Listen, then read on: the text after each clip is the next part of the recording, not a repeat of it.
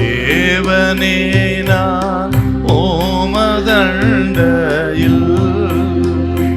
இன்னும் நெருங்கி சேர்வதே என் ஆவல் பூமியில்.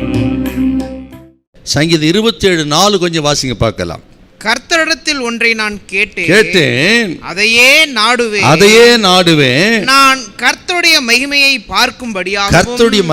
பார்க்கும்படியாகவும் அவருடைய ஆலயத்தில் ஆராய்ச்சி செய்யும்படியாகவும் நான் என் ஜீவனுள்ள நாளெல்லாம் கர்த்தருடைய ஆலயத்தில் தங்கியிருப்பதையே நாடுவேன். அவருடைய ஆலயத்தில் தங்கியிருப்பதையே நாடுவேன். பக்தன் தாவீதுக்கு தான் எத்தனை வாஞ்ச பாருங்க. எனக்கு ஆசை எல்லாம் நான் கர்த்தருடைய ஆலயத்திலே இருப்பது, அவர் சட்டைகளின் மறைவிலே இருப்பது, தேவ பிரசன்னத்திலே இருப்பது, அவர் கண்களுக்கு முன்பாக இருப்பது, அதுதான் எனக்கு ரொம்ப ஆசை. அப்படி தாவீதை போல ஆண்டவரை தஞ்சமாய் கொண்ட மக்களை ஒன்றும் அணுகாதான் பாருங்க. அது கேட்கிற அருமையான கர்த்தருடைய பிள்ளைகளே, அப்படி ஆண்டவரை சார்ந்து கொள்ள வேண்டும். நம்பினா அப்படி நம்பினால் அவர்கள் என்ன சொல்ல முடியும்னா, சங்கீதம் 91:2 பாருங்க. நான் கர்த்தரை நோக்கி நீரின் அடைக்கலம், என் கோட்டை, என் தேவன், நான் நம்பியிருக்கிறவர் என்று சொல்லுவேன். அவர்கள் தான் அப்படி சொல்ல முடியுமா? அவர் எனக்கு கோட்டையா இருக்கிறார், எனக்கு துருகமா இருக்கிறார், நான் நம்புகிறவராக இருக்கிறார் என்று அவர்கள் தைரியமாக சொல்ல முடியும். இந்த நாளிலே அருமையான கர்த்தருடைய பிள்ளைகளே, இதை கேட்கிற நீங்கள் ஆண்டவருக்குள்ள அடைக்கலமாக வந்து விடுங்கள். கர்த்தருடைய நாமம் பலத்த துருகம், நீதிமான் அதற்குள் ஓடி சுகமாயிருப்பான் எழுதப்பட்டிருக்குது பாருங்க.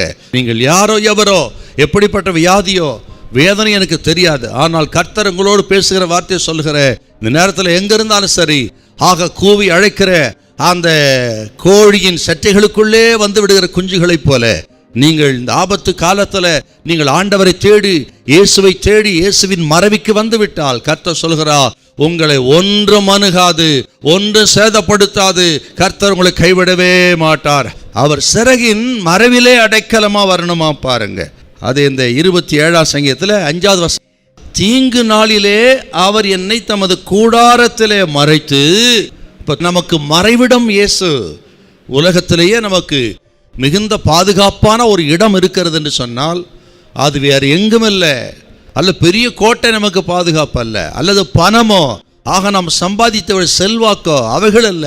எல்லா நேரத்திலும் நமக்கு பாதுகாப்பு கொடுக்கக்கூடிய ஒன்றே ஒன்று அவருடைய மறைவு.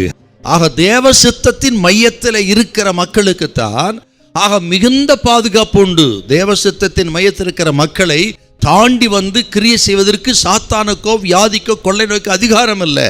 அவர் கரத்தின் மறைவிலே இருக்க வேண்டும் தேவ பிள்ளைகள். இந்த மறைவுங்கிறது தேவ சித்தத்தின் மறைவிலே இருக்கிறது. அதுதான் உன்னதமானவரின் மறைவு. அதை நம்புகிற ஒருவருக்கும் ஒரு கேடும் வராது. பயப்படாதீங்க. ஹல்லேலூயா, ஹல்லேலூயா.